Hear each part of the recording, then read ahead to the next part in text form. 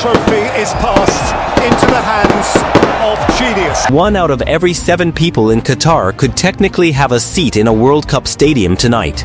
That's not exaggeration, it's just the math. 8 stadiums, built for a country of 3 million, adding up to nearly 500,000 seats total. Somebody planned that on purpose. Meanwhile, the actual World Cup happening right now, the one running through the US, Mexico, and Canada as you're watching this, didn't need a single new stadium built for it. Dallas just handed over the one the Cowboys already use every Sunday. It'll get handed back in July, business as usual. Qatar never had that option. No local league filling 80,000 seats a week. No NFL to lean on. Just a government that spent over $200 billion knowing exactly how empty most of this was going to look afterward, and built around that anyway. Take the shipping container stadium, 974 of them stacked into a full-size arena, engineered from day one to be taken apart and shipped to a completely different country once the tournament ended. That was the promise, back in 2022. It didn't leave, not for a year, not for 2. It kept hosting finals in the meantime, an Intercontinental Cup, a French Super Cup sitting exactly where it was supposed to have vanished from. It only closed its doors this past December, 3 years later than planned. So if that stadium is only just now being taken apart, what actually happened to the other 7? 7 stadiums, $200 billion, 12 years of construction across 5 cities, and a country that had almost none of this infrastructure back in 2010 when FIFA first said yes to the idea. For context, $200 billion is more than the last 5 World Cups combined spent on infrastructure, not close, with Brazil, Russia, South Africa, and Germany all falling short of what Qatar spent alone. And then there's the seating, 426,000 of it, spread across all 8 stadiums, in a country whose entire population sits under 3 million, which means, if you do the math, there's roughly 1 stadium seat for every 7 people in Qatar, babies and grandparents included. A ratio no other World Cup host has ever come close to, because this tournament was never really built around filling seats in the first place. And here's the part that rarely makes it into the highlight reels. Because building all of this required an enormous migrant workforce, and a 2021 Guardian investigation found that over 6,500 workers from Bangladesh, India, Pakistan, Nepal and Sri Lanka died in Qatar in the decade leading up to the tournament. A number Qatar disputes when it comes to how many were directly tied to World Cup construction specifically, and the real figure is genuinely hard to pin down. But even the most conservative estimates put a human cost on this tournament that goes far beyond dollars. So before we even get into which stadium survived and which one didn't, it's worth sitting with that for a second, because every empty seat we're about to talk about was built by someone. So let's start where all of this began, with the 8 stadiums Qatar actually built, and what's really left of each one today. Starting with number 8 stadium, which is Al Janoub Stadium. Located in Al Wakra, just south of Doha, Al Janoub was designed by Zaha Hadid. Its curved roof inspired by the sails of traditional dhow boats that once fished these waters. It was actually her studio's first ever stadium project, opening back in 2019, years before the World Cup even arrived.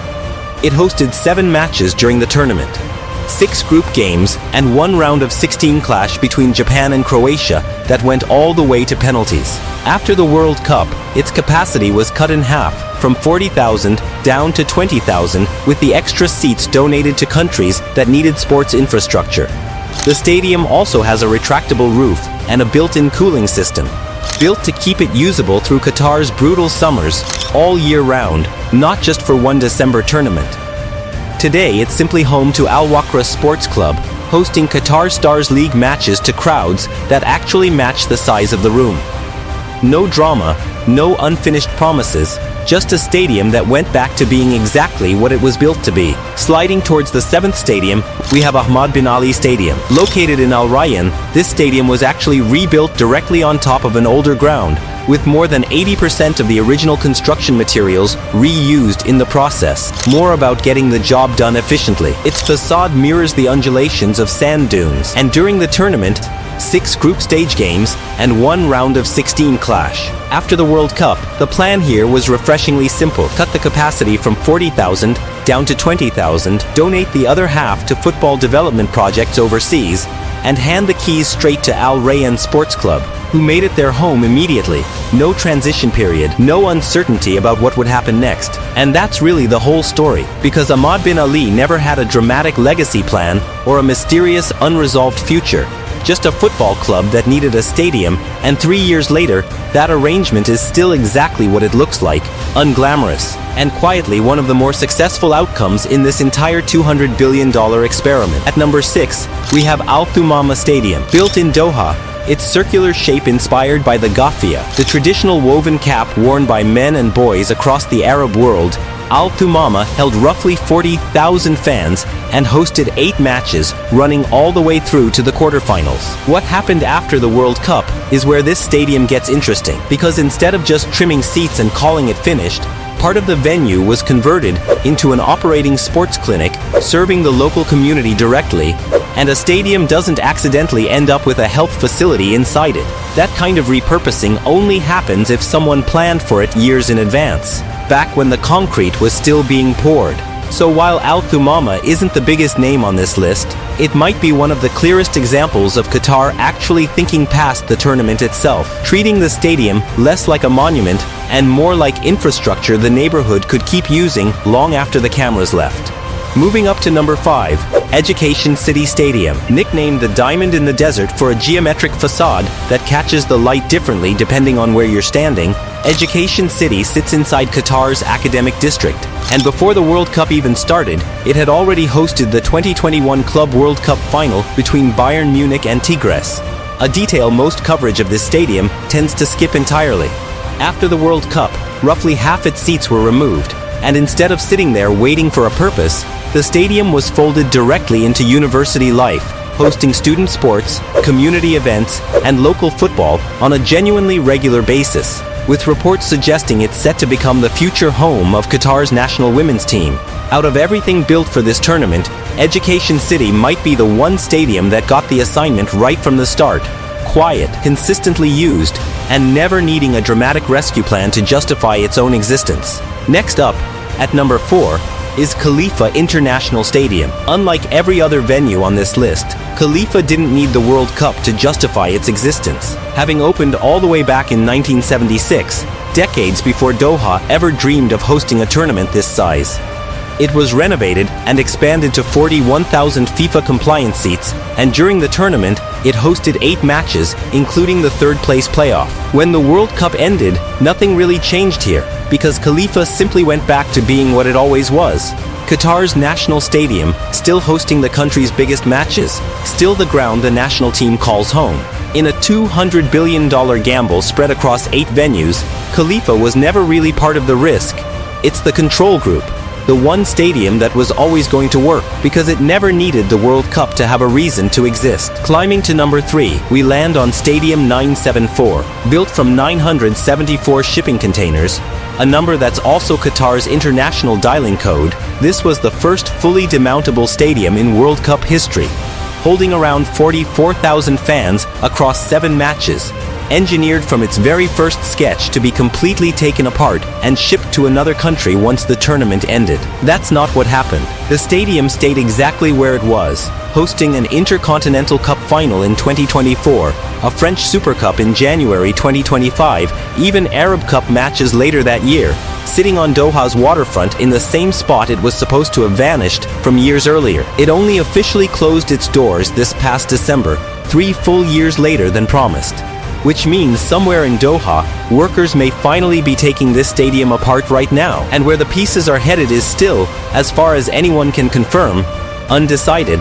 At number 2, we have Al Bayt Stadium. Shaped like a giant Bedouin tent, its fiberglass facade woven to resemble traditional fabric, Al Bayt held 60,000 fans during the tournament, hosting the opening match and several knockout games before its capacity was cut down to around 32,000, with the removed upper tier donated to countries that needed sporting infrastructure. But Al Bayt didn't just shrink, it grew in a different direction, because the area around it has since filled in with public parks, restaurants, retail spaces, and hospitality venues, turning what used to be an isolated stadium into something closer to an actual neighborhood, with a village and green zone now genuinely open to the public.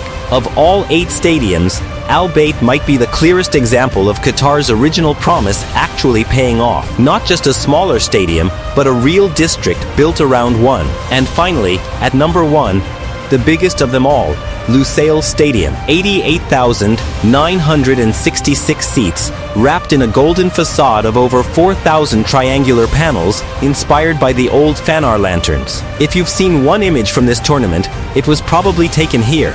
This is where Messi finally got his hands on the trophy, where Mbappe scored a hat-trick in a final and still lost. 10 matches, including the one that changed how an entire generation remembers this sport. The plan for after wasn't modest either.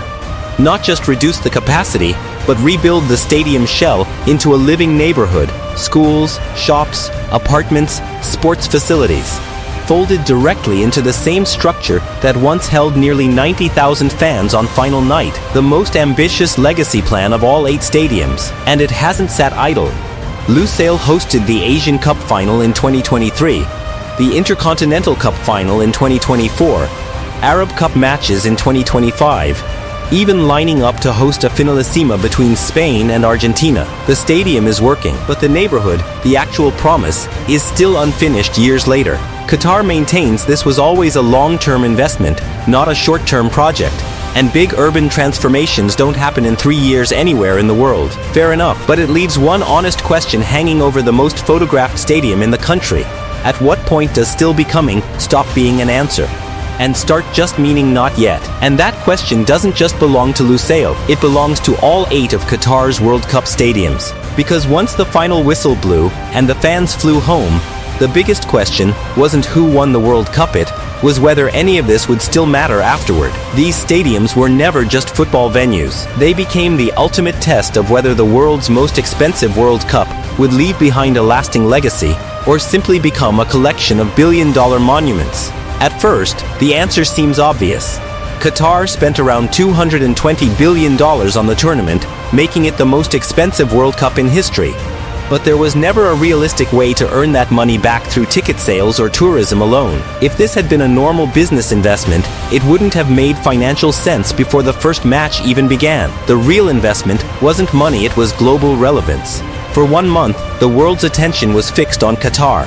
Supporters saw a country capable of hosting one of the biggest events on earth. Critics saw sports washing and renewed debates over migrant workers and human rights. Both became part of Qatar's story. At the same time, tourism grew, Qatar Airways expanded its global recognition, and infrastructure like the Doha Metro became part of everyday life.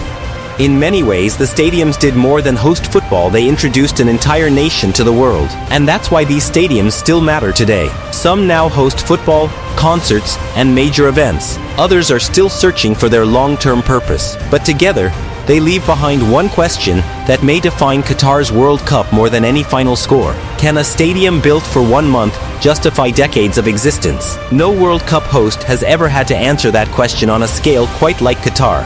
That difference is already on full display at the 2026 World Cup. Across the United States, Mexico, and Canada, the tournament is being played almost entirely in stadiums that were already part of everyday life. At&T Stadium hosts NFL crowds every week. Mexico City's iconic Azteca is hosting its 3rd World Cup. Toronto and Vancouver simply opened venues that already serve their cities year-round. When this World Cup ends, those stadiums won't need a new purpose, they'll go straight back to the lives they already had. Qatar never had that luxury. It wasn't just hosting a World Cup, it was building an entire football legacy almost from scratch. The real challenge was never constructing 8 spectacular stadiums. It was making sure they still mattered after the world's attention moved on. And in many ways, that's the question that will define Qatar's World Cup for decades to come. So what really happened to Qatar's World Cup stadiums? The answer isn't that they were abandoned, and it isn't that they became a perfect success either. The truth is far more complicated. Some are thriving, some are adapting, some are still waiting to find the role they were always meant to play. But together, they tell the story of a country that used football to do something far bigger than host a tournament. Qatar didn't just build 8 stadiums, it built a global identity, invited the world to see it differently, and accepted that the debate over whether it was worth the cost might never truly end. Because in the end, the World Cup lasted only 4 weeks. The stadiums are what remain. They stand as reminders of one of the boldest, most expensive, and most controversial sporting projects in history, a project that transformed how millions of people see Qatar, while leaving behind questions that may never have a single answer. So as you're enjoying the World Cup today, think about this. If FIFA came to your country tomorrow, would you want it to build brand new stadiums like Qatar did? Or would you rather use the ones you already have? And more importantly, do you think Qatar's gamble was worth it? Let me know in the comments.